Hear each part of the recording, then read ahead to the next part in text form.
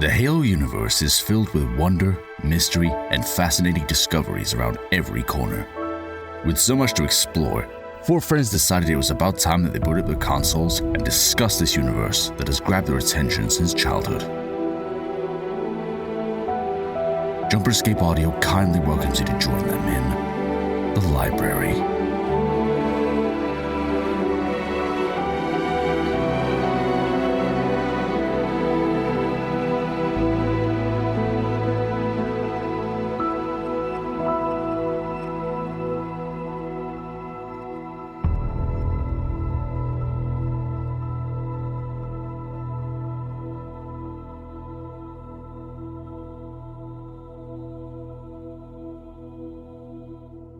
Everybody, welcome back to The Library, the show where we talk about Halo lore usually. We're not talking about lore today. Lore is irrelevant as of this moment because we have a fantastic guest joining us today.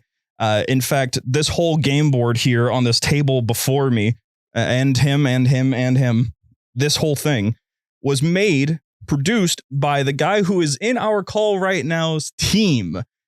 Ronnie, why don't you go ahead and introduce yourself? Welcome to the show. Thank you very much. Thank you, Austin.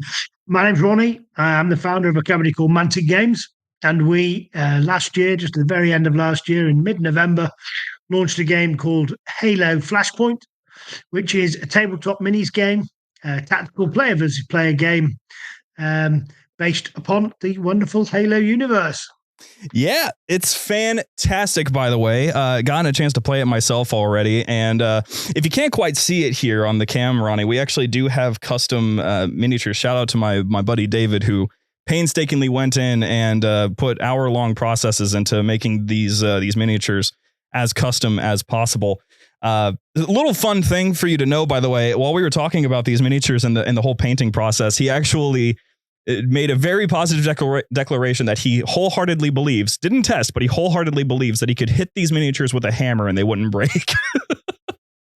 Gotta be a soft hammer. They're pretty robust. They might bend a little around the ankles and maybe the guns, but they and we there's a number of materials you can make minis in, but I think we absolutely knew there was a lot of Halo players who perhaps would like to play a tabletop game, but it can be a little intimidating. And what we wanted to do was to show that transition and allow people to experience it, while at the same time, for the veteran gamers that we've built up as an audience over 15 years, they also found it a very satisfying experience. So, it wasn't easy, but I think we've got the experience to both make it welcoming, because you have to be teaching new people and making it fun to learn, as well as crunchy enough that those that played a while want to keep playing and coming back and playing more. Absolutely. And you guys pulled it off fantastically. I love this game myself. And part of the goal of this show today actually is to convince some folks that might not think at all about Halo Tabletop and get them to try this out, because it's a one-of-a-kind experience. And there's a lot to it that I really want to explore along with you, because Halo this isn't the first tabletop that we've seen, but it is the most unique, and we're going to get into that eventually. But for now, I kind of wanted to just start off the conversation rather simply. You mentioned before that 7 years ago was when this whole idea started, about 7 years ago, with a conversation with 343 Industries. And genuinely, I had to know, how did that conversation start? Was it you guys that reached out to them? Did they reach out to you? Was this the idea going forward? Yeah, it was very much Mantic approaching 343. Mantic was set up. I spun out of kind of Games Workshop a few years ago. They'd done the Lord of the Rings and had decided that them licensing in products was not going to work. And at the time, Games Workshop had grown phenomenally. From 1990 when I joined it to 2005 and 7 when I left. But it started to plateau. It was clear for the next 10 years it wasn't going anywhere, and I thought there was going to be a great opportunity to take some cool licenses and turn them into tabletop games. Now, sounded easy. 15 years on, my hair is a slightly different color than it was, and but we we started building up the ability to make miniatures, write rules, get customers, both consumers and distributors. And then after about 4 or 5 years, we started having licensing conversations. And during that time, Kickstarter had come along, and that kind of de-risked it slightly. So we did the first licensed product was Mars Attacks, which was really good fun. A similar game engine, but a lot less developed than it is now. And then we started having some conversations, and I started with 343. I also started talking to Skybound about The Walking Dead. Nice. And Dark Horse about Hellboy. And I knew comics quite well. I'd come from a comics background as well. So, interestingly, the next two we ended up doing were Walking Dead, which was a skirmish game, and Hellboy, which was more of a dungeon crawler board game. Hellboy turns up in front of this thing, crazy things are going on. It was a board game mystery. As you went through, you fought different monsters, and then there'd be an end scene. But that's both so of them fantastic. Lots of experience. The process had to have been complicated. I have no doubt about that. Because historically, we've had some folks on who have worked with the franchise team in the past. They've collaborated with them, going back to folks like, let's say, like modders in the video game community. They'll collaborate with the franchise team to develop special projects. That was something that has historically happened. What was the experience like working with the franchise team? What we know is it's a relatively small group, but it's a very active group. It's someone that likes to help with developing these ideas. What was their involvement?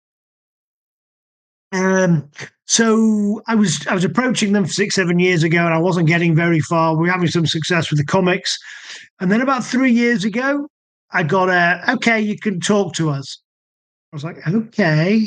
So then over the course of the following year, we met them again at Licensing Expo and again at the UK Toy Fair, and they started saying, "Tell me about the game you're thinking of making, and tell us why it's not going to be a huge distraction of all of our resources to a board game, and we should be concentrating on computer games." And they kind of had a few things, I think, from the previous experience, and they know that tabletop games, if you're not careful, can become a very big time drain.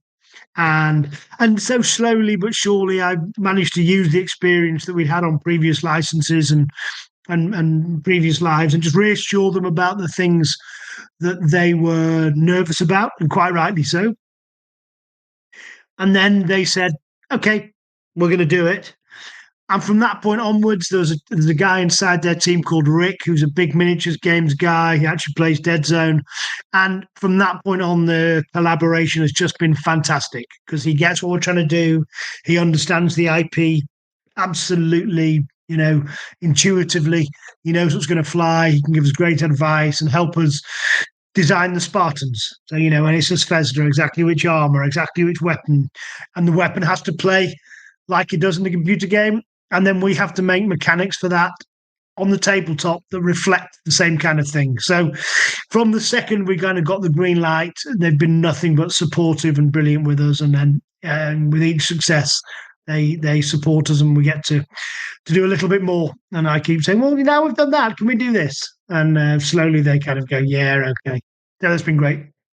That's awesome. That's fantastic to hear. It's because it is true. Halo with Tabletop has had a kind of rocky history. I'm assuming that you already know the history with things like Spartan games with Halo Fleet Command and ground, or Fleet Battles and Ground Command. Is that correct? Yeah, correct. Yeah, absolutely. Yeah, it was rough. Yeah, I mean, I never played those games, but I was very aware of them. It was the early days of Mantic. We were out there. I saw what they were doing.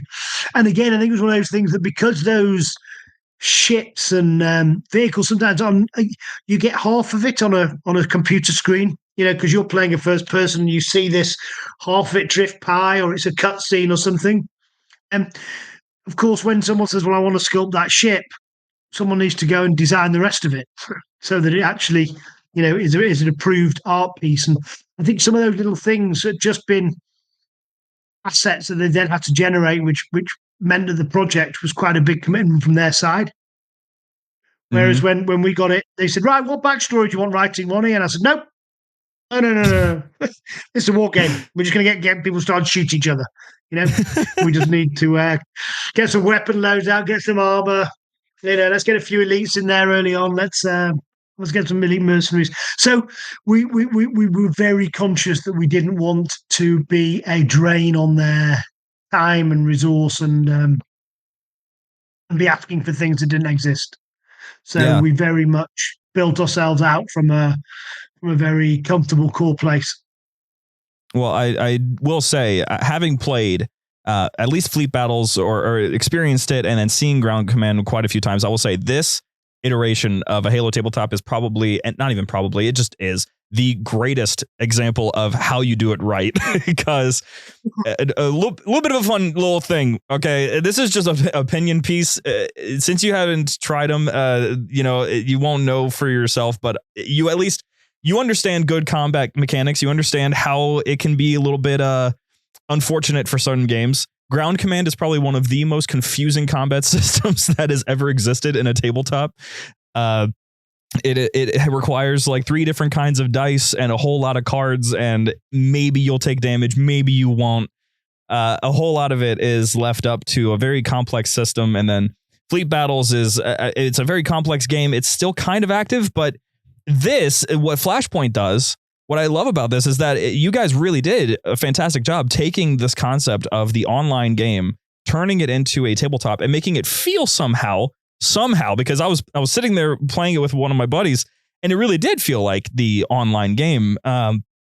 It was just the way that it was all structured out, and I can only imagine that it took forever to come up with not just a unique idea for a tabletop, but to actually make it so close to the multiplayer experience that it actually could be rather valuable for the video game players to actually go and give it a shot. I'm assuming that was the target goal from the beginning.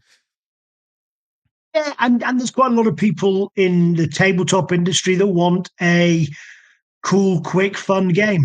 There's lots of heavy, hardcore, like the ones you were talking about, and there's tons of them out there. You need hundreds of figures, and you end up arguing about whether you're in range or not in range. And I think kind of tabletop gaming should be things you do while drinking beer, and also having a laugh. It's a Tuesday night, let's have a laugh, get my mates over. And while you want to win and lose, the real fun is spending time in an IP with your friends.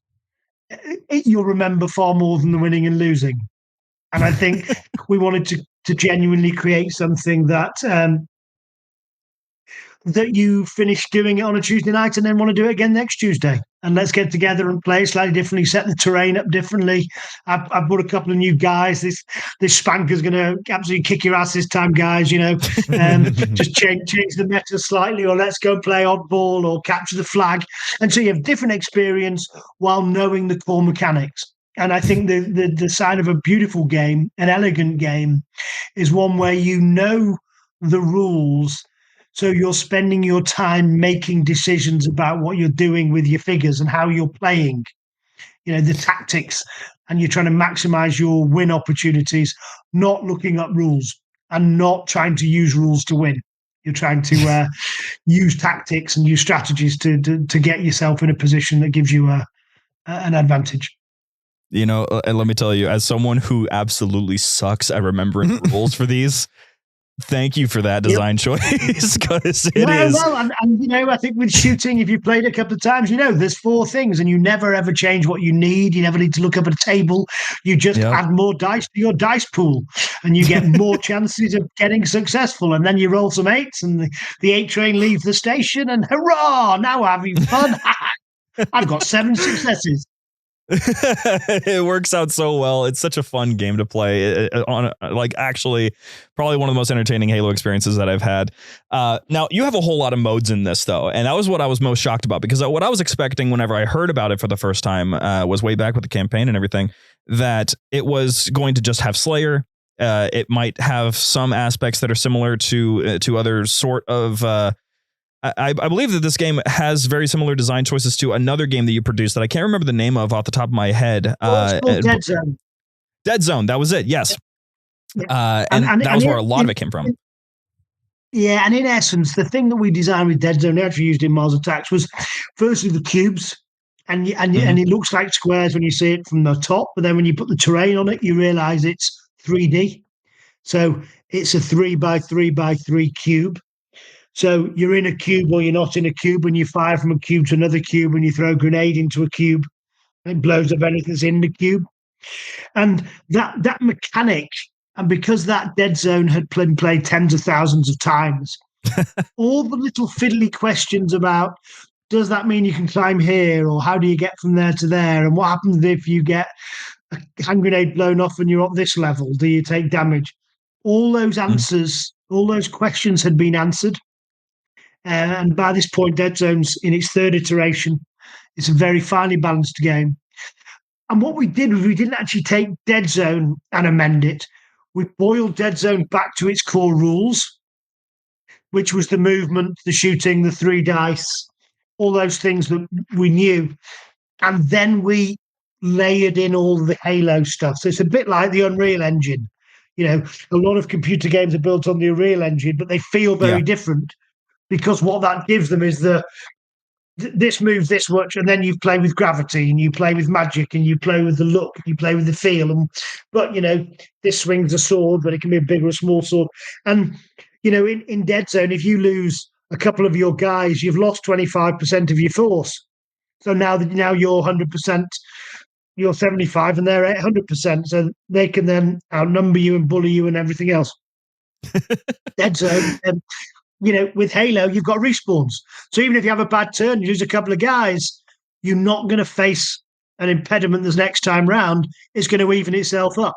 So the armies are always balanced.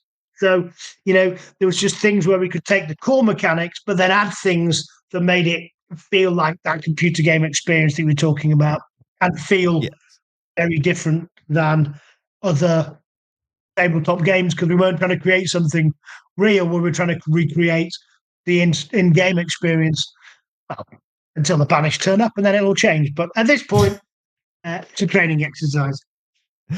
Yep, I'm excited about that one. That was something I mentioned to you, Connor. Connor is our resident a brute lover. They're pretty cool.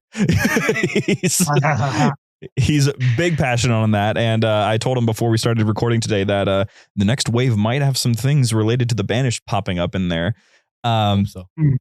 So this is the sort of thing that I was really excited about. Like I said, I watched a lot of your guys' stuff on YouTube, and you had this behind the scenes sort of video that you guys produced that was looking into the creation aspect and where things are going. And you guys mentioned that Flashpoint has the opportunity to go years of content into the future.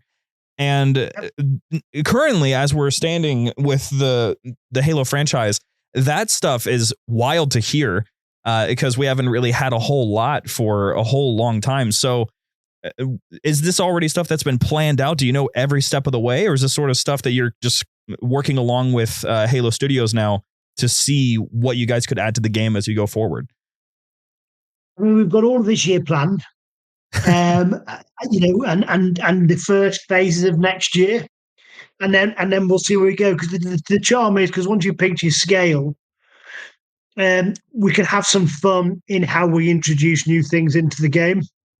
Right now, what you need is some more factions. I'm not going to say too much, but fun sceneries and settings and things that can change the gameplay experience and keep it evolving. So at this point, we feel very much you just need more. But actually, it's such a deep, rich universe.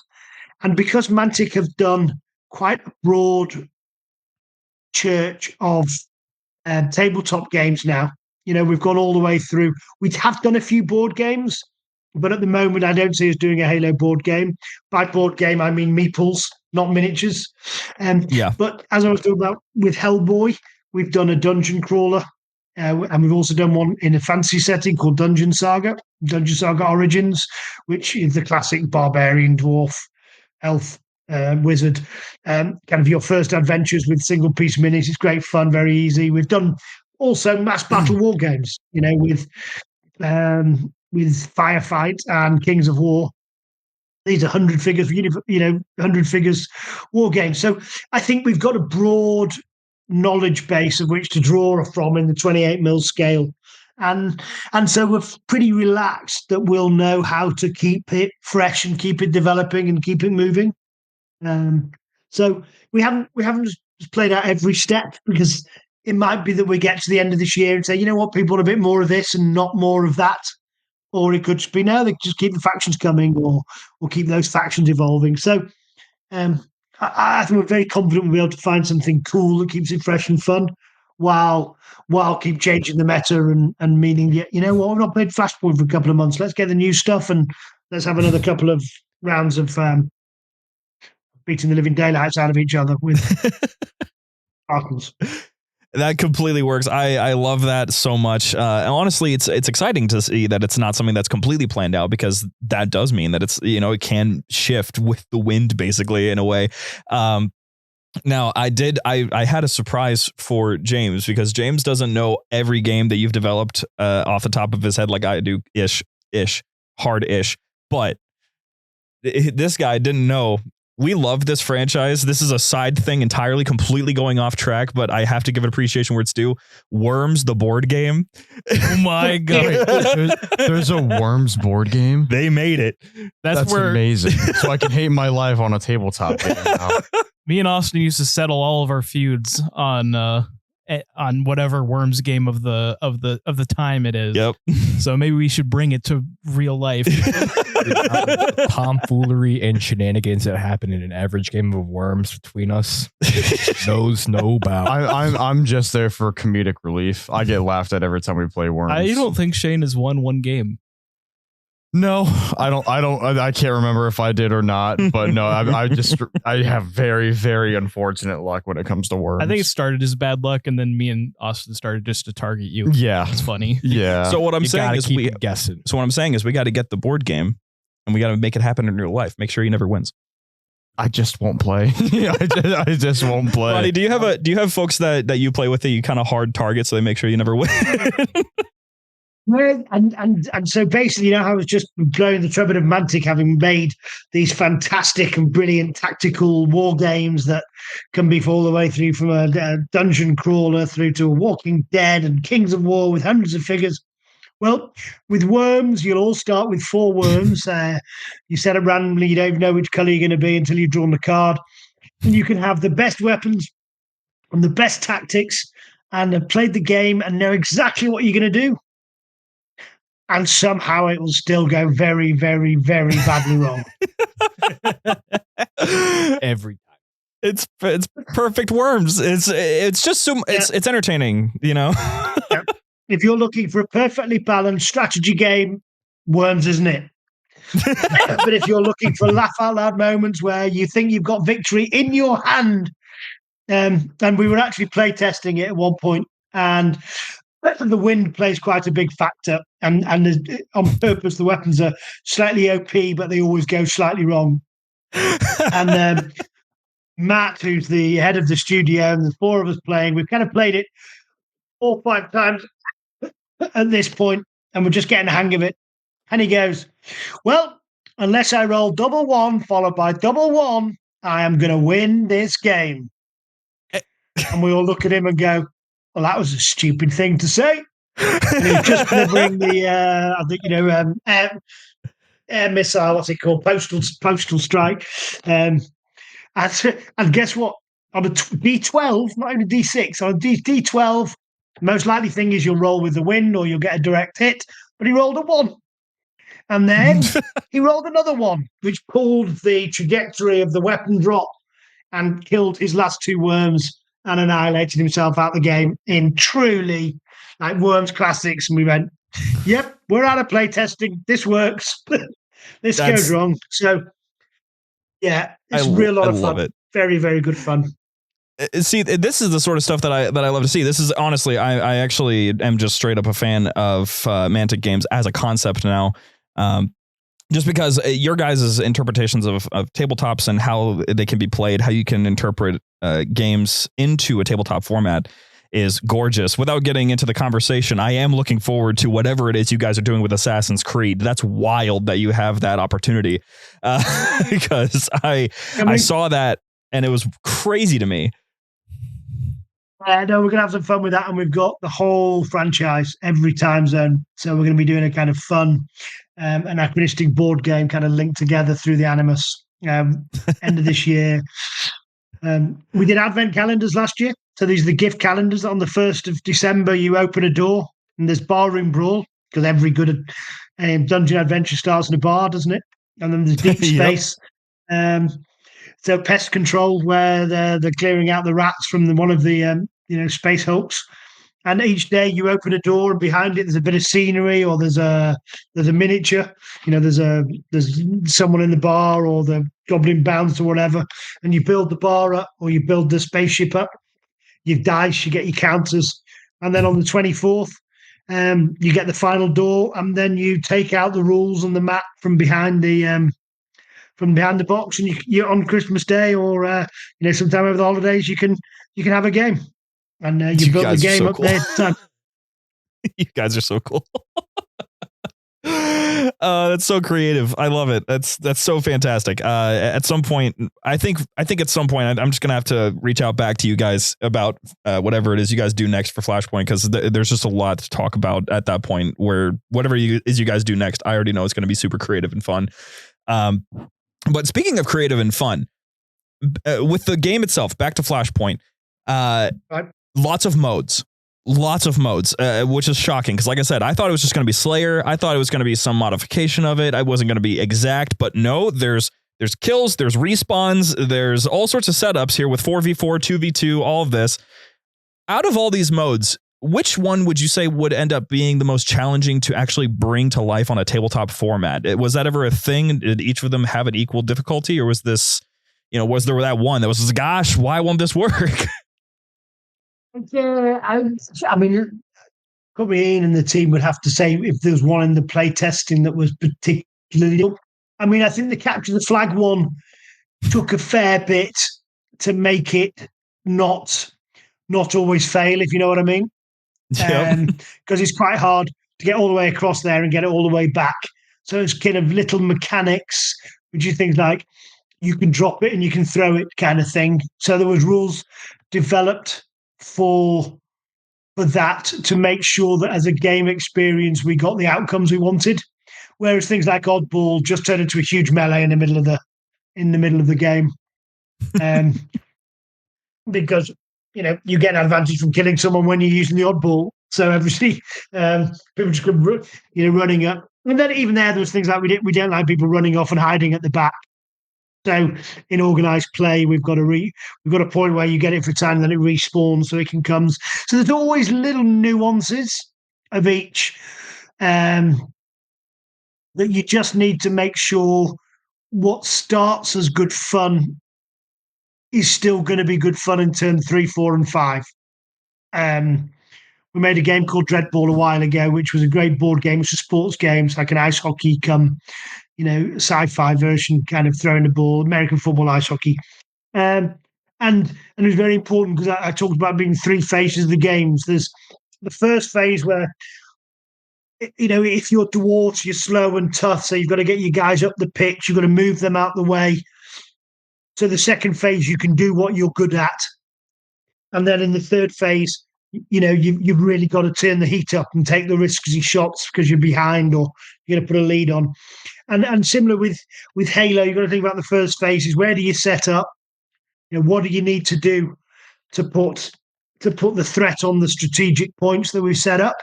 And then in the final phase, how are they going to turn it around, or how are you going to turn it around if they've got the advantage? And it was that final stage, just making sure that the same thing doesn't keep happening is a challenge. So and great things like the respawn points were wonderful for that, and just little mechanics that allowed you to go, I know it's going to happen, so I'm going to not do that, I'm going to do this, and then he can do that and everything else. So there wasn't any one that stood out, but every single one of them had just a little challenge that meant we need to just make sure that you could do the things that kept it being fun or felt intuitively right. It works super well. I can tell you that much. From the games that I've played, there are so many different ways to manipulate the environment. First of all, to actually make the terrain the way that you want it to be, which props to whoever was designing that stuff. Shout out to that guy, because the way that terrain works in a tabletop setting, it's so hard usually to find that one friend that's converting Pringles cans into trees, or finding somebody that's turning this random piece of cardboard into rocks.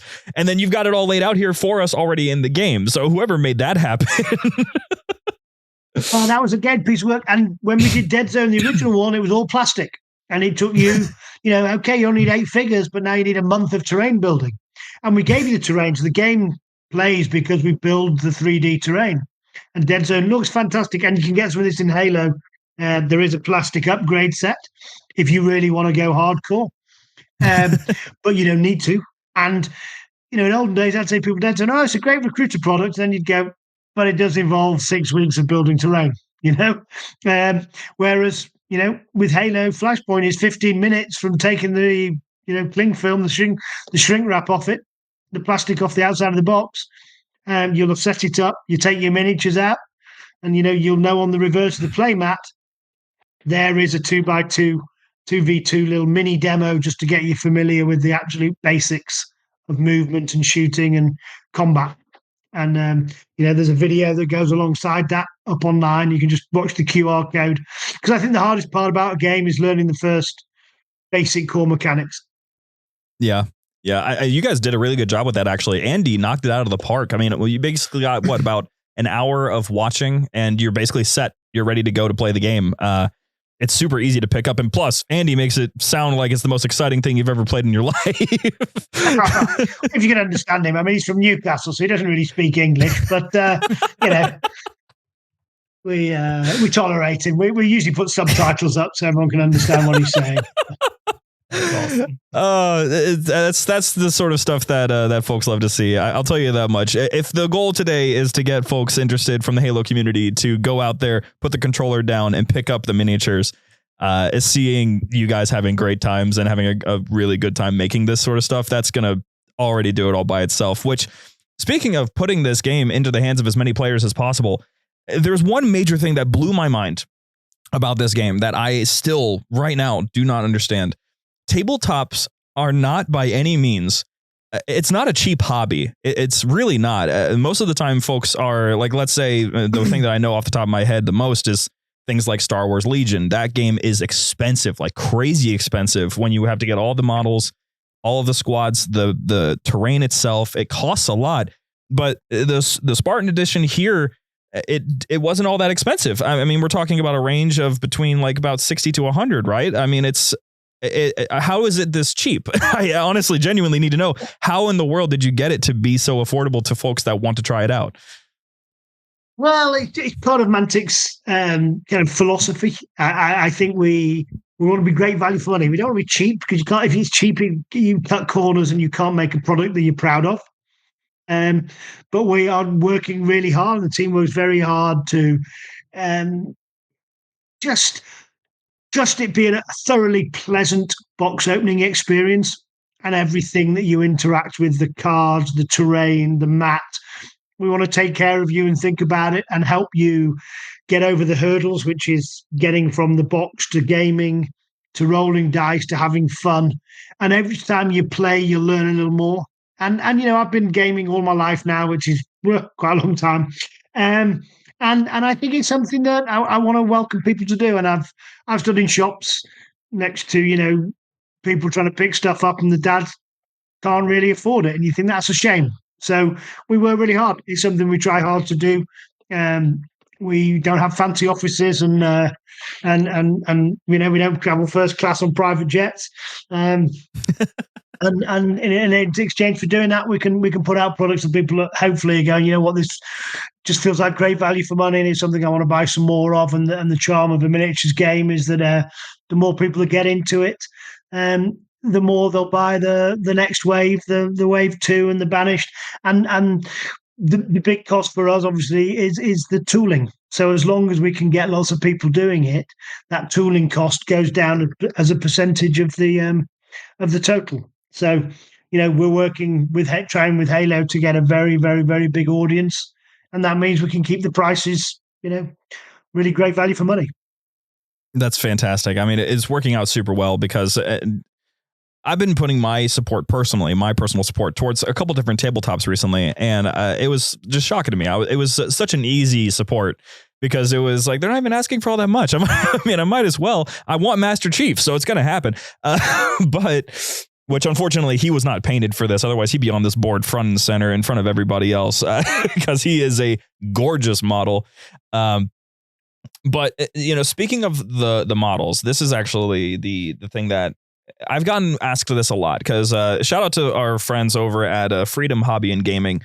They're going to allow us, first of all, to do a full overview video about Flashpoint using all of our equipment in their establishment. So shout out to those guys. They're probably going to listen to this episode. So thank you guys for listening. But the folks that do these sort of things, that are part of this so deeply that, they'll work at these shops and they'll go to these shops every day.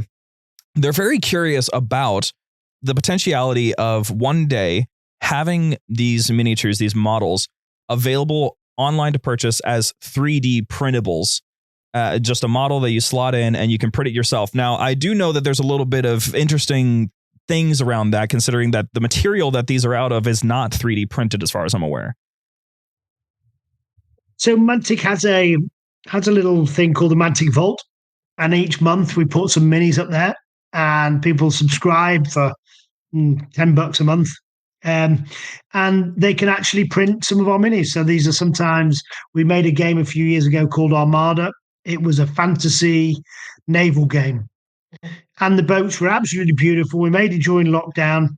They're, kind of 3 inches long, down to about an inch and a half. And they've kind of got a historical fantasy bent about them. You've got dwarves, you've got orcs. And as you'd imagine, the orcs are ramming everybody at stupid speeds, and the dwarves are heavily armored and slow with lots of guns. The elves very fast, very quick, darting around. And beautiful sculpts. We made them in resin, which was the only thing we could use at the time because China was shut down and we couldn't get stuff across the seas. So we had a resin facility. We scaled that up, and all these boats came in hand-cast resin. So literally, we pour resin into a silicon mold, and then we take it out of the silicon mold. We put it in a bag. We put it in a box. We ship it around the world. If one cannon breaks off, we've got to replace it. And so after a couple of years, and it kept us going through COVID, and people loved it, and they were great fun to paint and something different. But suddenly now, Halo's coming out. Retailers don't have the shelf space on shelves to both stock Halo and Armada. The Armada sales have slowed down. It's not the new hotness. It's had its day in the sun. But we took that and we put those boats digitally available online. And now you can have if you had a subscription each month, we'll give you a few more boats. Or you can even now go onto our, back catalogue and just buy them up and just go, what, I'd love a dwarf fleet. And they print them, and we don't need to ship it around the world. And they print it, and as long, it'll print perfectly, and the cannon won't break off. And so, we're not at that stage with Halo. We're nowhere near that stage in terms of, not even had that discussion with the 343 guys, or Halo Studios as it is now. But never say never. We've got the materials and we've got the patterns. And if you're in Argentina and it's blinking hard to get hold of this stuff, maybe 3D printing is the route. Now, there is some piracy issues and there is, some control issues there. But I think, as long as we can get into a place where the IP that Halo Studios owns and Mantic has created can be protected, and why not? Why should we be sending stuff all the way around the world using, fuel up when we can send you an STL file and you've got a printer at home that can do it? So it's still, I think, a long way from being mainstream, but there's plenty of guys in our office and there's plenty of guys in the industry that are doing it. And, my job is, if you're enjoying playing our games, then, great. Let's keep doing it. Let's get more people doing it. I love that mentality. It works out so well in making sure that Halo is a very community-centered environment. I'm sure that you've already learned this by now. Yeah, just it is so ridiculously community-centered. So having that as a potential is obviously going to hit so hard. Which actually, let me mention, you brought up Armada. Speaking of freedom, I actually, whenever I was down there, I was telling them that we were going to be having you on, and that we were going to be talking with you, and they don't really know who I am. I visit every now and then, like about every week to play there, and so some people know me, most don't. And all that really popped out to them when I said, "Yeah, I'm going to be interviewing Mantic." They were like, "The Armada guys?" they were astounded that we were going to be doing that because they loved Armada so much. It was apparently a big thing for a while at their establishment. So you can be proud of yourself there that there's at least one place, one place that plays it. Oh, great. That was lovely. It's great to hear. And I think, it's nice because I think when you've had a good game experience with Armada, you know what, let's try Halo. And then, the more faith they have in us as a company, the more they will give the next game a try. And that's a lifeblood for us. We need new people to come in and give us a shot and have roll some dice and pick up a few models and see if they like it. Because we know it's a commitment for people in time and effort. But if you've had a good game experience, you're more likely to try another one. Oh yeah, and I mean, knowing the tabletop guys now, I mean, my goal is going to be to try to just convert them to playing Flashpoint because they're always they can be a little fickle. They like the games that they like to play, but there's so many other ones, including Flashpoint, that they should totally try. So it'll be part of my mission to try to make that happen, where Mantic comes back as a number one said name in there. Yeah, absolutely. Well, thank you. We appreciate that, and it is a lot of word of mouth, and the fact that you only need 4 Spartans makes it kind of easier. It's not a 200 figure. Go and see you in a year. You buy this box, give us $200. Now go and model and hobby and game for a year, and we'll see you in a year's time. You might want to play it. So, you can have those 4 guys. Well, firstly, you don't even need to paint them. If you want to play today, I've got red team, you've got blue team. Let's play. And if you enjoy it, you can take your 4 home, and next week you can come back and you can have them painted and on the gaming table. So, you've really, as soon as you put paint on a figure, you kind of own it. It's kind of yours. It's there's a deeper bond to a painted mini than there is to one you take out the box. Yep. And Connor had a very physical reaction to it. Yes, Connor, it can't get that expensive with average. No, I heard 200 pieces. What? Yeah, it can get pretty big. Holy That's a small Kings of War army. I know nothing about tabletop games. I've seen a few pictures of Warhammer stuff, and I've got this sitting in front of me. Yeah, as far as I'm aware, Ronnie here actually was one of the first pre-orders for Warhammer when it first came out. He's been there for a good bit in this industry. In the 80s, back when the world was black and white. So Warhammer. It's fantastic. So I've been playing with miniatures for a bit too long now. I should have grown up by this point. But what you're looking at in front of you guys there that's what 40 years of experience and playing has led us to. And, there was things like when I was running the studio for Games Workshop, they were releasing a book called City Fight, which was fighting 40k in cities and ruined cities. And they were still at the stage, it was like, and now go and get your Pringle tin. I'm like, guys, you're spending, and get a deodorant, container. And I said, no, we're doing plastic terrain. Because people spending thousands of dollars on their army and months to paint it, and then you're kind of putting it on this really average, a city fight without any city searing. So, even back then, that's when we were kind of cutting our teeth. That was all hard plastic. It was all ruins, and evolved forward 20 years, and what you're looking at now kind of started back then and started back from this. The gaming table is very much part of the experience. When you painted them and you get your eye down and get to that eye line and look, just for a second, you kind of forget it's a tabletop game and you're kind of in there. You're thinking about it. The noise is playing in your head and the shields are humming away and your gun's just getting ready for the first shots. And you think, yeah, that's why we do it. Yep. It's a practice in imagination. It really is. And that's the thing. I think that this is where the biggest consideration that I have is the difference between video games and tabletop. We now have both that can be experienced in the same exact franchise. So I want to hear, let's say that someone was asking for your apologetics on the whole concept of playing a Flashpoint tabletop game version of Halo Infinite's multiplayer. Why, in your opinion, would someone who is, let's say, absolutely amazing at Halo Infinite multiplayer that has never tried anything like this before, why would they want to try this tabletop? Well, I'll answer that question second. I mean, the reason that it needs to exist is because when I land on Halo Infinite, I'm dead in about 7 seconds.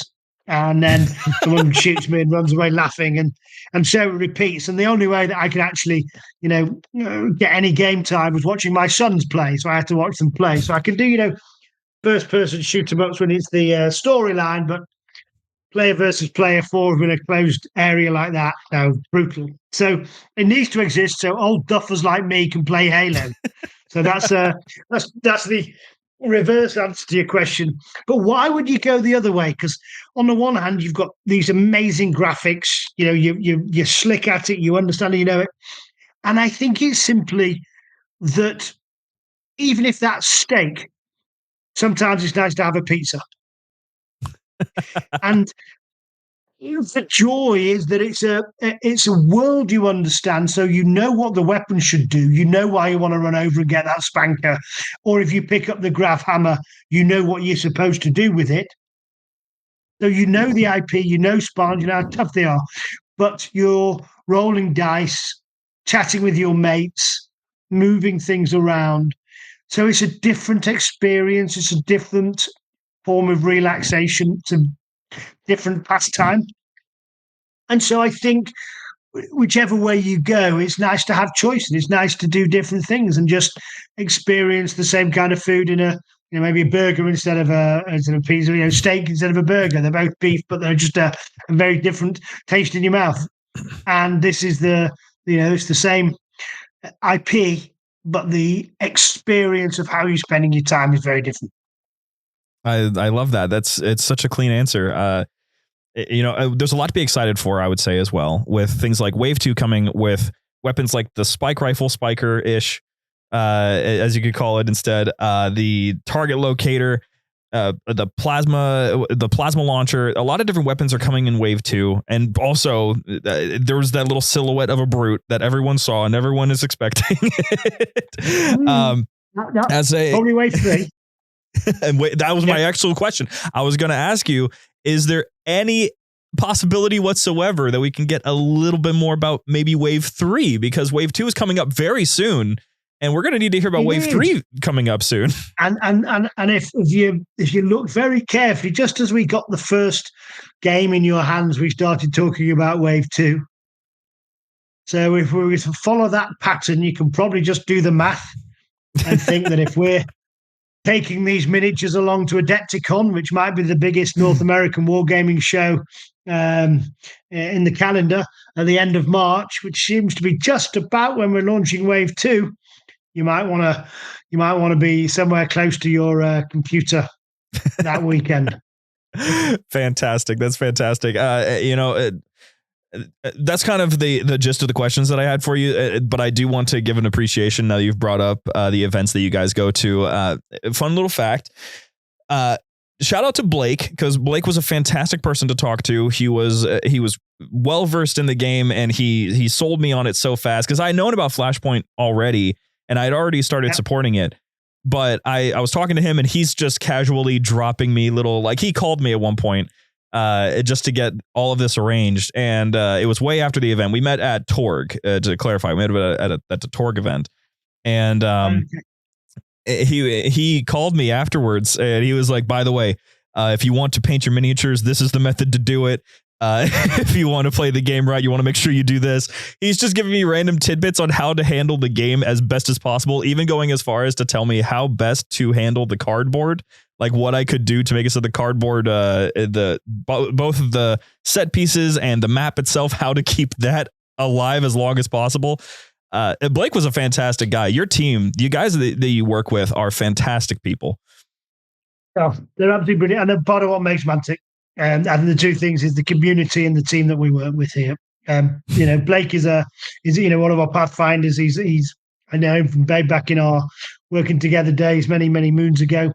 And I'll tell you a story about Blake. He came to me and said, Ron, you complain about the 200 figures for a Kings of War game. He said, I want to do 1,000 figures aside Kings of War games. It's going to be 10,000 points aside.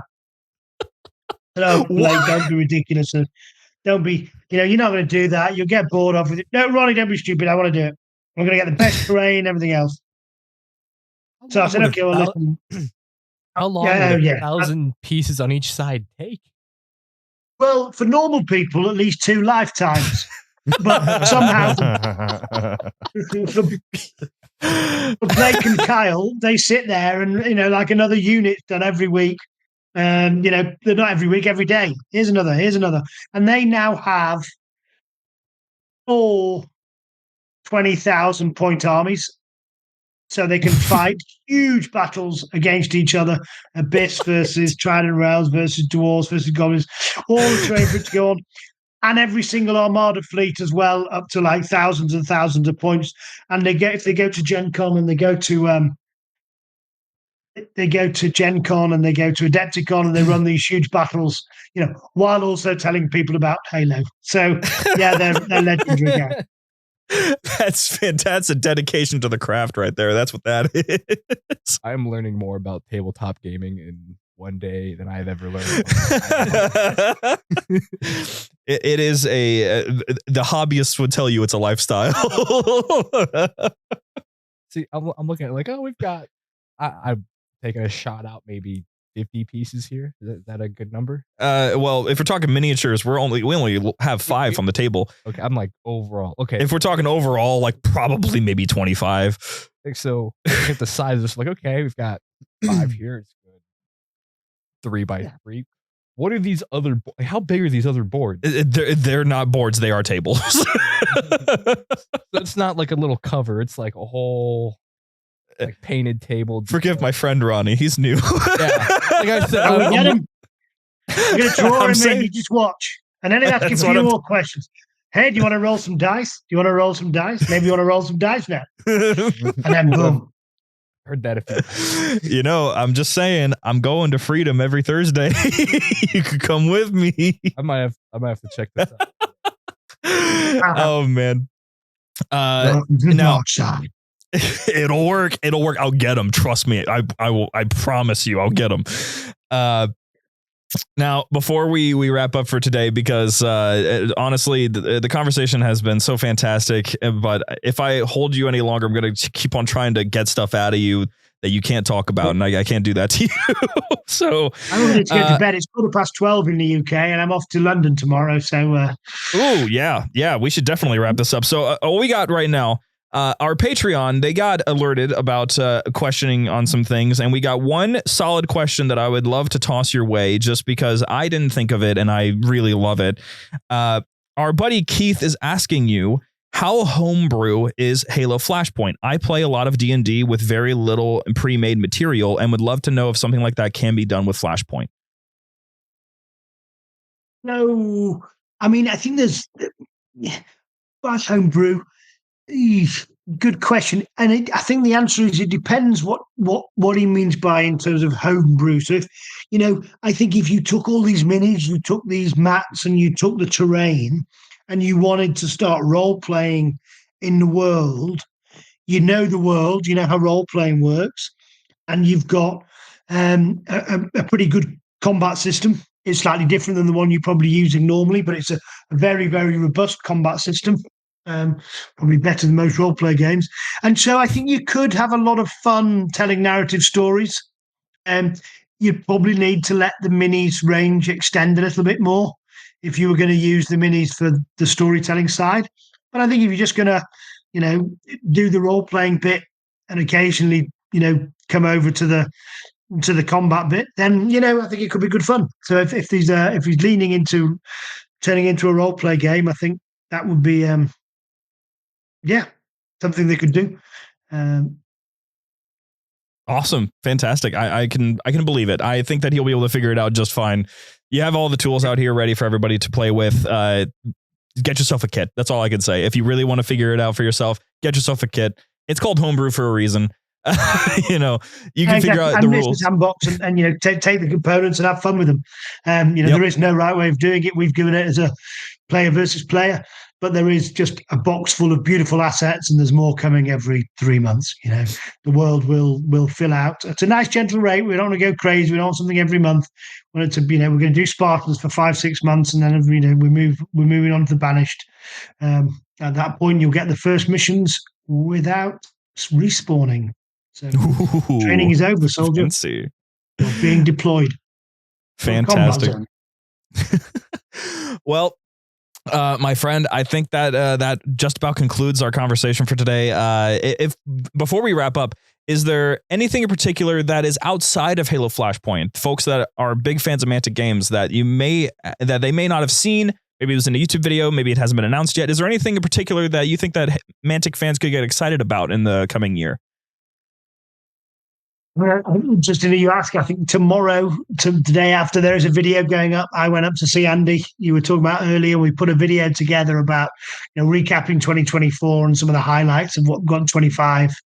I mean, I just suggest if you're not subscribed to the newsletter, do, because that's how we kind of tell everyone what's coming, and we kind of keep them light. There's some deals, but there's we've got a couple of Kickstarters. We've got a game called Dreadball, which is coming back, which I think, in terms of miniature board games, as a board game, but it's incredible. And we've got some stunning announcements coming for that. So, I just think we're having a lot of fun at the moment. We're now working with with partners of the absolute AAA category with Halo, Assassin's Creed, Walking Dead, Hellboy. These are truly global IPs. Worms, we've had an absolute hoot from Worms. We've had Impact, and so it's a great time. And just sign up to the newsletter, and I'm sure there'll be something for you to dip into sometime this year, because we've got such a broad array of stuff coming that I'll be surprised there's something someone doesn't want. Perfect. All right. Well, then you heard it here first, folks. Go and subscribe to the newsletter. It makes it a whole lot easier. Watch their YouTube content. Honestly, it's really well crafted, and it did help me understand a whole lot more about Flashpoint's content. If you guys want to get plugged into anything else that they're doing, they got a website. You just head on over there, take a look at everything. It's all available for you. Ronnie, thank you guys. Thank you so much again for joining us. This has been a fantastic conversation about a wonderful game that you guys have put together. For those of you who are listening to this show and listen consistently, you guys can look forward to next week. We're going to be doing a recap of Forward Unto Dawn and Nightfall in the same episode. So look forward to a little fun breakdown of those two things, because there's a good amount to talk about, especially in the modern context after we've seen the Halo TV show. So look forward to that. But otherwise, we look forward to seeing you guys next week, and stay tuned on everything that Mantic's doing. You guys don't want to miss whatever they're putting out. Thank you guys so much for listening. Hey, welcome to the Patreon segment. Woo! That was such a weird opening. Ronnie's gone. Guess who else is? James is. Where's Jimmy? Can you give me Jimmy real quick? Yeah. Slim Jim. James is back. What? Why did you just bad? James is back. Like, oh my God. There you go. Cool. Thank you, man. All right. This licorice is so fantastic, by the way. Also, the Answer Brew Pub, you guys sent us like a bajillion cans of the Halo beer. Oh, that's right. So thank you for that, but we didn't bring it onto this episode for reasons. But also thank you for the beer. Reasons? I didn't want to drink like in front of the guy. That's fair enough. Because he could see us the whole time. No, that's fair. You got that's a Cameron. Fair. Yeah. You had that webcam? Or is that a new one? I've had it. I just brought it down here. Okay. That looked familiar. But also, thank you for the stout scented candle. I want to smell that before we leave. It's up in the kitchen. My kitchen smells like that because of the freaking candle. Oh, is that what that was? Yeah. I'm gonna have to get a good whiff. That must just be a mouth breather. You are. Yeah, that checks. Did you see the new setup upstairs? It was the first thing I looked at before I even came down. You guys should have started with that. It's so much nicer up there. I love that new setup. I looked in and I got a headache. I was not ready. I was sitting there eating dinner before I came down here to record the episode, and I was sitting here. Other than the fact that like I heard you and James in the studio recording his episode for Chatternet. Yep. I'm like sitting here eating my apple slices and my grilled chicken ranch wrap from Wendy's, and I'm like, what if I'm just in the wrong apartment? I'm like, there's only a few to choose from, but I'm like, no, I'm not, because I recognize the couch, but it felt everything was just like flipped. I'm like, this is gonna take some getting used to. The Wii is set up too. That's right. I forgot about that. What was it, like buried in a box? Yep, over there. Yeah, because me and James, I think me and James got shared custody of that a few years back, and we had a few nights where we played it in like 2020, 2021. Haven't really played it much since. Yeah, you kept the collection of consoles. Here's a Wii. And that was like straight up, like he kept the cables, James kept the console. Yeah. If they want to play that Wii, they must come together and unite. Exactly. No, I mean, it's here now. It's set up, so we're good. We're good. And now we unite once a week. We unite. Yes. Now, speaking of uniting to make cool things happen, the Patreon. The candle. Thank you, assistant. My wife. Thank you, assistant. And beer. Oh my gosh. Wow, you're fantastic. Wow, thank you so much. Holy crap. That smells amazing. Doesn't it? Oh my God. Yep, smells like beer. Connor. I'm like, what? Oh my God, that's like, it's a shame. I mean, it's really good, but it's a shame because this is like, this smells like a holiday candle. This doesn't smell like something I would light in the summer. Oh my gosh. This smells like a holiday candle. Oh, that's so. What is this? That's an This is an oatmeal stout. It's The answer. it's their sacred icon beer to celebrate Halo 2's 20th anniversary. Here, pass that to Con. That's Honestly, really good. listen, Ronnie said a second ago that tabletop should be played for fun and with a beer. Oh yeah. Play Halo Flashpoint with your sacred icon oatmeal stout from The Answer. There you go. Hey, by the way, folks that are listening, y'all should probably get The Answer on your list soon because we're going to be coming public with a date that we're going to be going there to celebrate to the launch of our own beer. You want to know what the name of it is, guys? Let's hear it. Stand back. I'm sitting. We like to have fun beer. That's I feel honored. I feel somewhat directly responsible. You are. I love it. The phrase literally came from your lips. I love it. We like to have fun beer. That's Mama, we made it. It's going to be so good. They're putting a lot of effort into it. We like to have fun beer. That's oh my God. I'll have to update you as we go along. Are we going to have like a say in what type of beer? I already know what it is. They are making it complex. It is a very complicated brew. I'll have to tell you the details of it because I won't say it here. But Can you tell me if it's an IPA or not? it is not. Okay. Yeah, it's not. Complicated. That reminds me of someone. Why are you looking at me? Because you're complicated sometimes. No, You whipped I'm your not. head, You're a literally. wall. I I- read you sometimes. I've never had anyone ever tell me I'm am I complicated? Sometimes. I don't think so. Yeah, I've never had anyone tell. However, Everyone knows what I like. Everyone knows usually what I'm doing 9 times. But here's out the of 10. thing: it should be getting called complicated. Is that a negative thing? Because otherwise, Yes. the opposite is you're simple. Man, I think I think I'm a simple guy. Like if someone asks me a question, I'll straight up answer it. People know my hobbies. I don't try to act all dark and mysterious like an edgelord. Like I'm pretty straightforward. People know my interests and my hobbies. How am I complicated? No, I want to know how you think I'm complicated. And that's how you keep them guessing. Who's complicated now? Patreon time. No, I want an answer to this at some point. About. Jacob Adlam, Scion Esports, it's default. All right, I'm making a poll in the Discord. Dark Salad 42, Austin Edwards. Austin says, James, you're fired. Well, he's not. You gotta go. You gotta go. Boomerang, Hounds of Meath, my nuts hurt. Nega Ashton, who is taller than Nega. James, Noah Willette, Spartan Dave, the one, the only Dick Hammerbond! Yeah! Cool Blazer, Jerome in the chair. A normal one. Yeah, actually, he put so many exclamation points on that one, dude. That felt good. Cool Blazer, Jerome with a chair, Spartan Buko G156, Stably Unstable, Unholy God. Austin says, James, wear your underwear front. What do you mean front? Backwards. Connor Clark, Dapper Dame, Dylan, Festive Clover Cookies, James is disapproving, saying Healy father-in-law. I love that one so much. John Dowsett, or Dosett. I'm gonna guess it's Dowsett. I'm gonna guess it's Dowsett. Lactating Gator, Lactating Milk MT, Nighthawk 2552, your boy Ungoy Food Nipple, the Lactation of Mercies, Thomas Lane, Sky Cairo, Clutch Durandal, Eva, Jake Zamali. My name is Austin. My name is Michael J. Caboose, and I hate babies. I got to get you guys to watch that show. These are pretty cool. Profit lactation, random feed, saying Healy side boob, Shade Communications. Wait. Whoa. I was not ready for saying. That's so nasty. Oh, wow. That was a mental flashbang. Just saying, canonically, I have no idea if they have them. What in the hell? Shane's brain for me. Shade Communications slap nuts. Visit Wild Blue Custom Works on Etsy for cool stuff.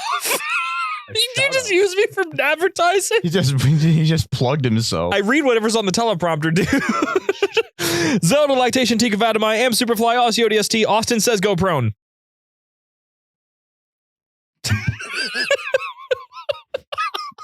Mr. President, get down. I didn't. Austin says the best candy comes from Minnesota. No, I don't. What? I do not. What? Ohio. Austin says raise your left foot. Oh my gosh, you got that. He's flexible. Connor's very flexible. Better not have beef with the chief. Austin says put it down. Damian Groth, Pharaoh Raccoon, Ginger Boy Head Ass, Kev Goltalad, Laughing Sam, Meme Lord. Metal shows are really loud. Yeah. Metal, yeah. Well, if they're quiet, why are you there? Just saying. Moss Actual. So I've been to like probably 30 something metal shows. I can confirm they're loud.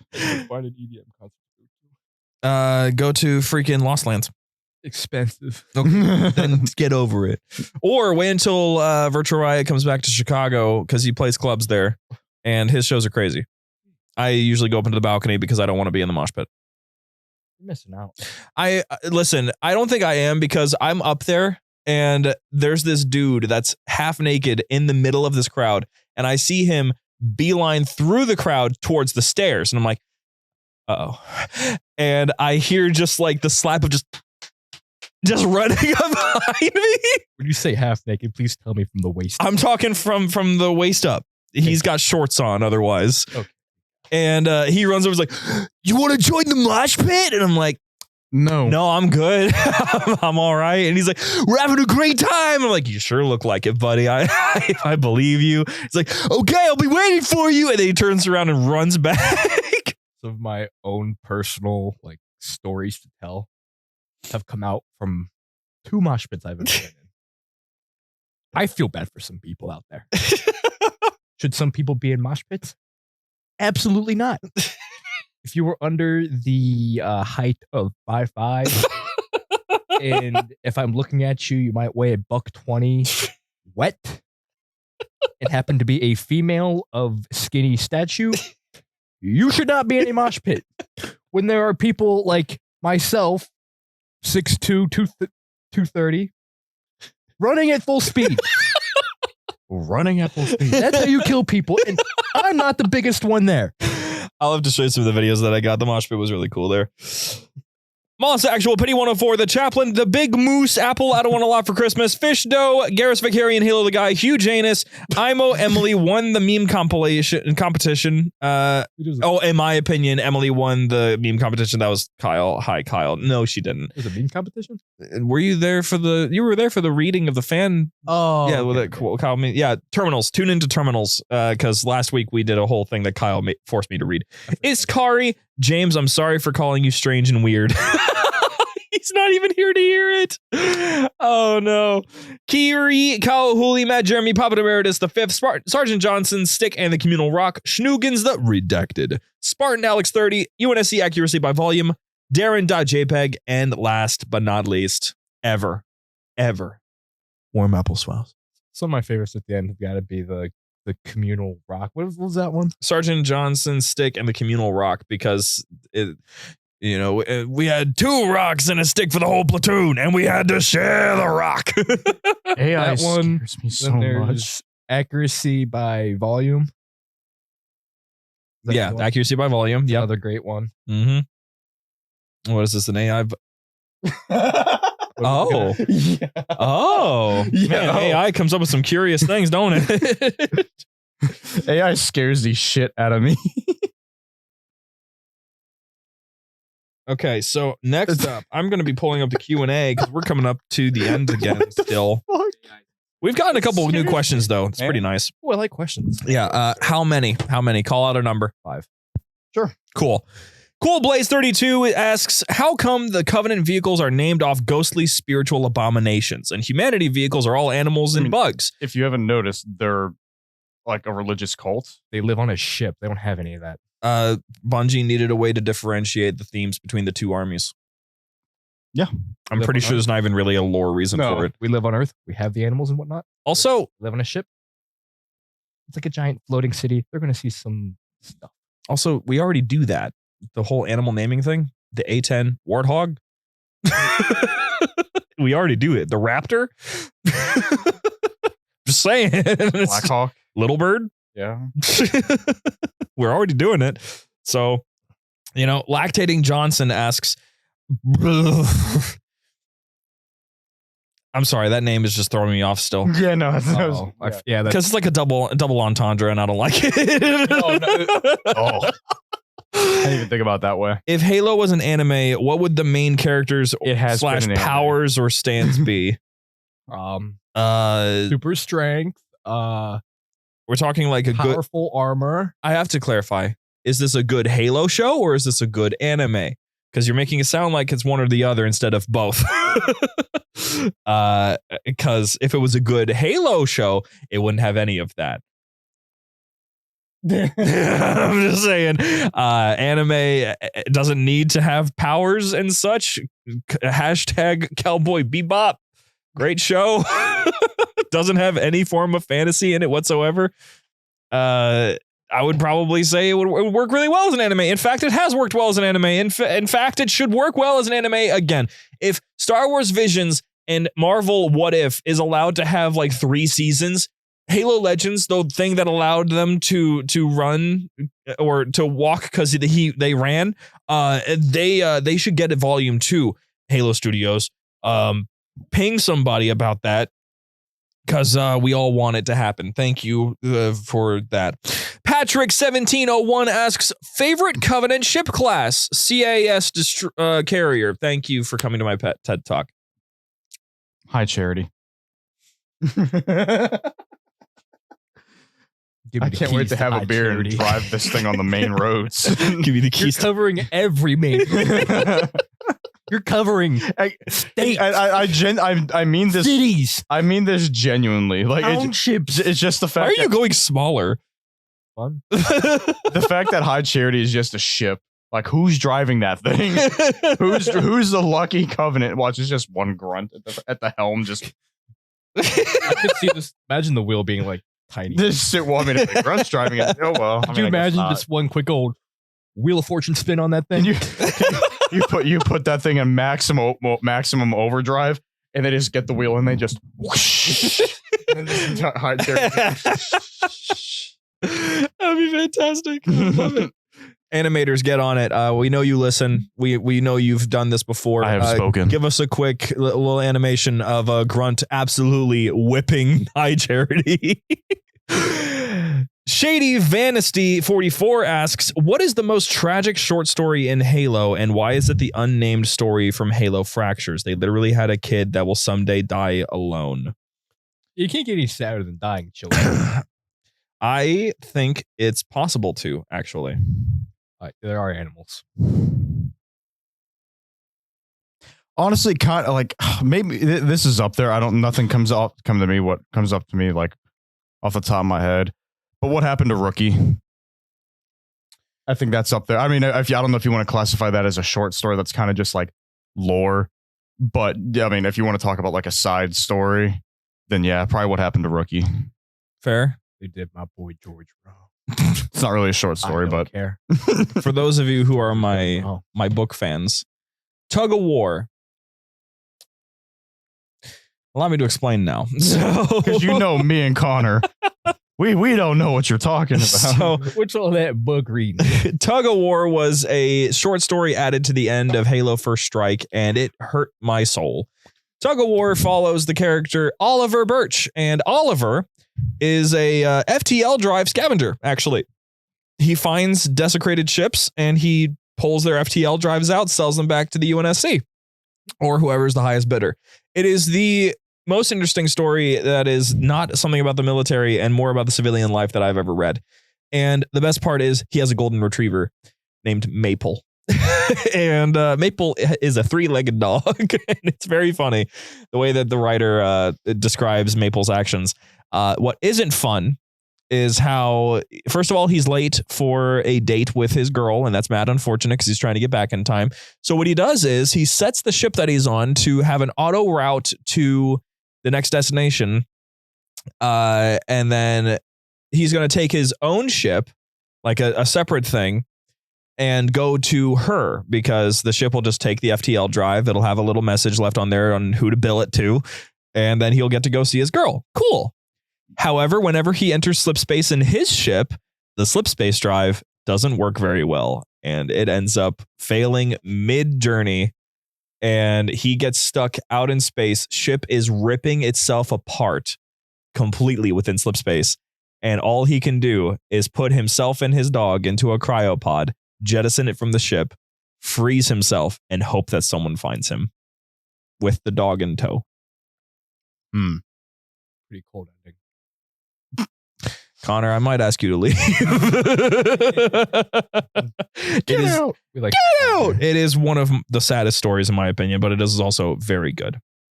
One last question, although probably not because this one is directly for me exclusively. Oh, okay. I was about to say, there's a few of these questions I'm like, we could do.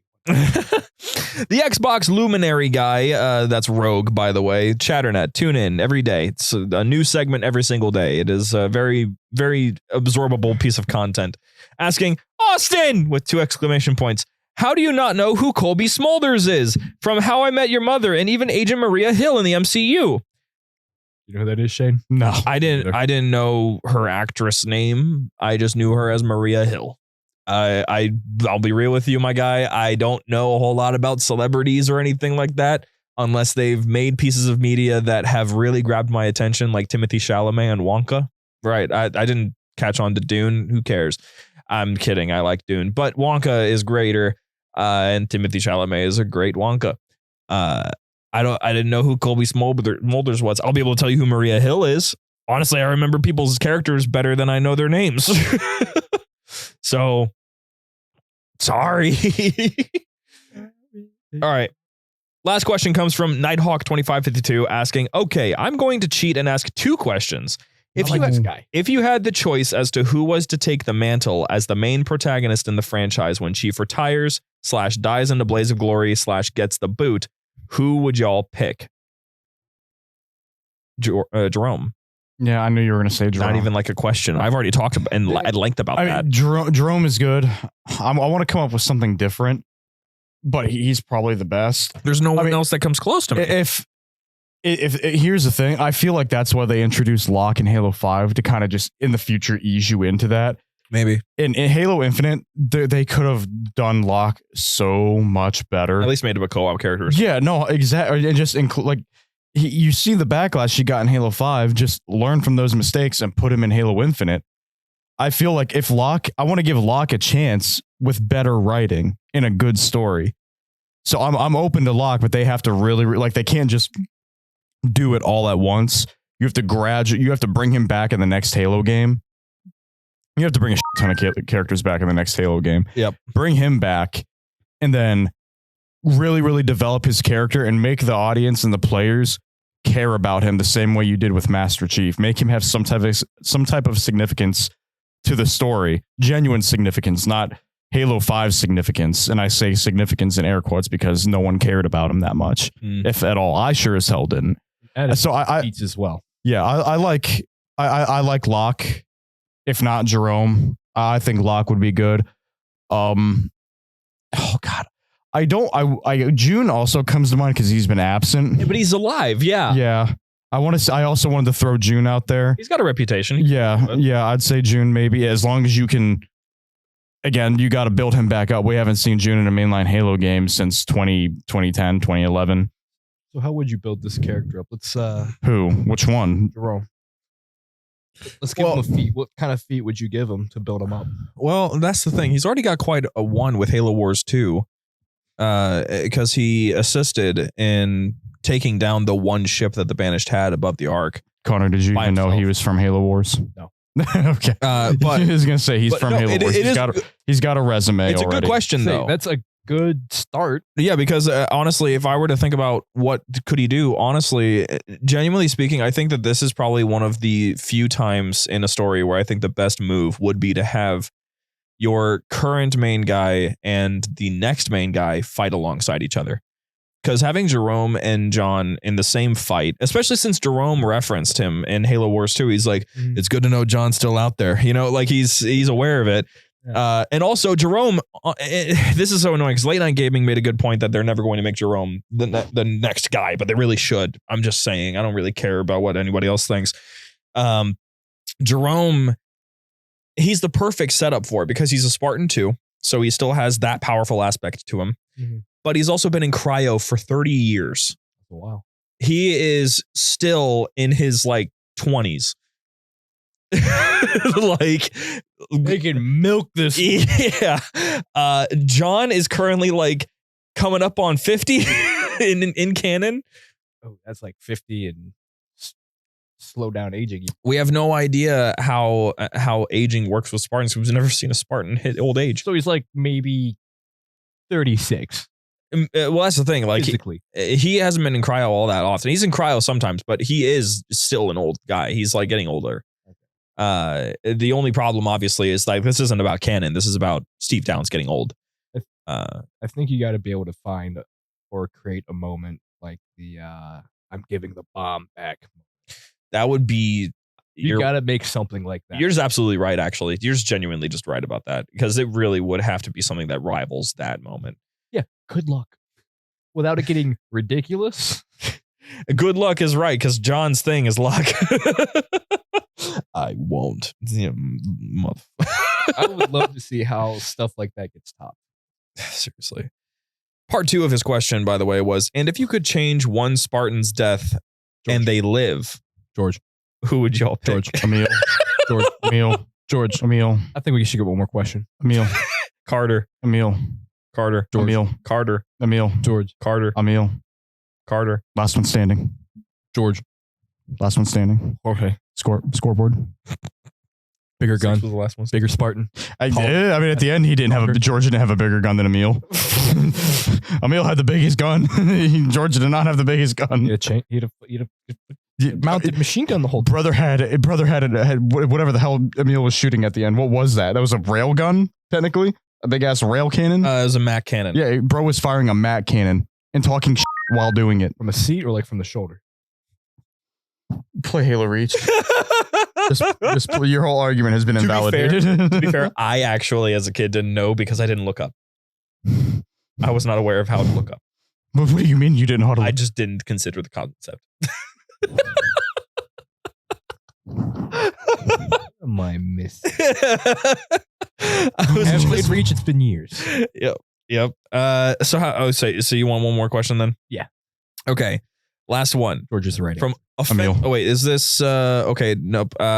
Someone actually did clarify. Offensively based did answer saying, I believe they answered this they answered the first one before actually. They said Jerome. So thank you for that. Okay.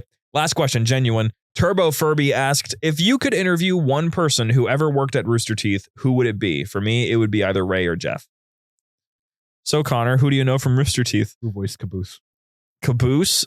I don't know if I don't think that would work out. But that was Why would that not work out? Were they not under Rooster Teeth? No, he was. It's just his falling out was unfortunately not very friendly.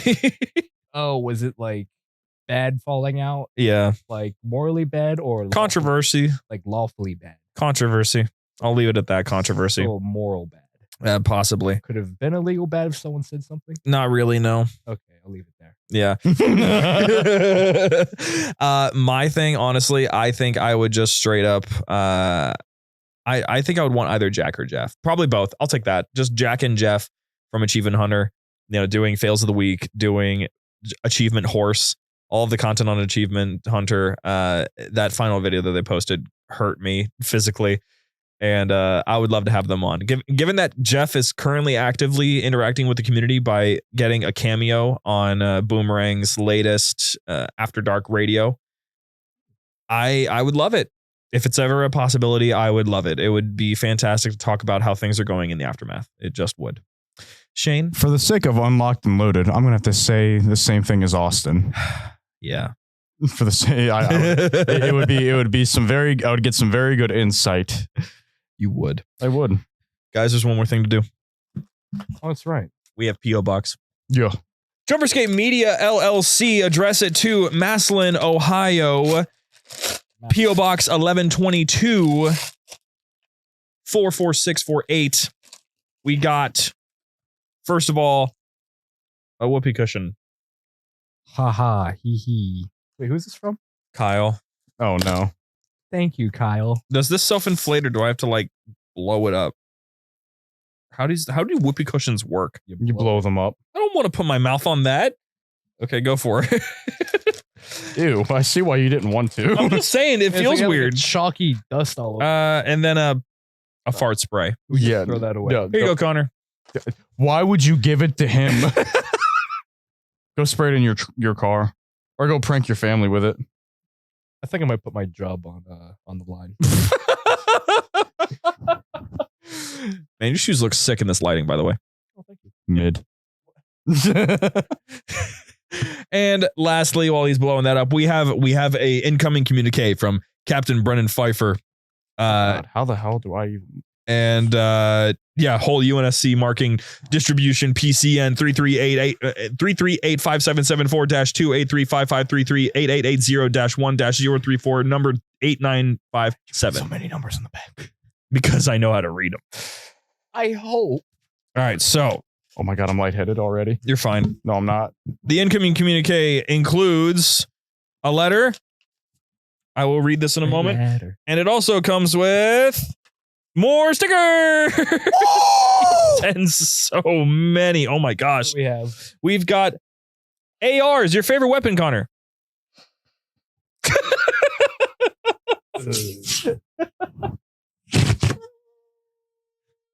Hold on. Let me sit. Hold on. I guess I'll sit.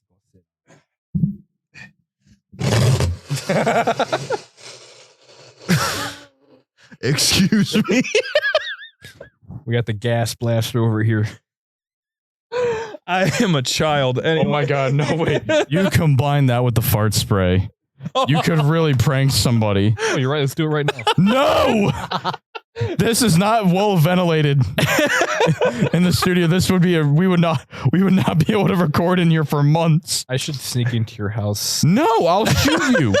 You wouldn't shoot me. Yes, I would. No, you would. I'd kill you. You'd aim the gun at me, be like, Connor? And then you pull the trigger. then I'd open fire. I didn't invite you into my house. But stand your ground doctrine, bitch. I will sneak into your house. What is this? Ooh, legendary symbol. Wow. Here you go, James. I will sneak into your house and I will take one of your cologne bottles and fill this with it. That's the worst thing you could possibly do.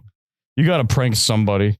Like when you're at home with your family, like put the whoopee cushion like in like under the couch cushion, sit down, like so your whole family hears it, and then just spray the fart spray and just see what they do. This has a message that says "Fight for it" on it, and it's got Oni, which is pretty darn cool. We have a letter. That's from Kyle, isn't it? No, this is from freaking Flyboy. Oh, or maybe not. This is freaking an in-canon universe thing. We're canon in the Halo universe. Yeah, UNSC Recruitment Command, UNSC RecCom. We're getting drafted. 2241 Suite B, Motivation Street, New Phoenix, Earth, 30903. Dated to January 2nd, 2556. Fleet Correspondence 1123.556. From Recruitment Command to UNSC MC Recruit. Enclosed motivational materials. Dear sirs, thank you for your interest in joining the UNSC Marine Corps. While the threat of the Covenant has diminished, it has not gone away. We must remain vigilant. With the help of recruits like yourselves, we will be ready for anything the Covenant Revenant may have in store for humanity. Enclosed are a few motivational decals. Display them proudly. Good luck in your endeavors. Bill Lockland, Commanding Officer of RecCom. Display. Ooh, distribution number 9902345221204545992 number 334059439. Why do I feel like there's something hidden in the numbers? You're fine. Pick up Halo Flashpoint. It's really fun to play.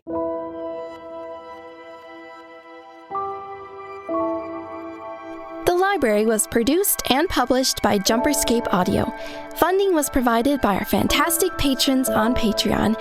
If you enjoy the show and wish to support JumperScape's future projects or get some sweet benefits, join our Patreon at patreon.com/JumperScape or become part of this truly special community at discord.gg/JumperScape. Thank you for your listenership, and we hope you enjoyed.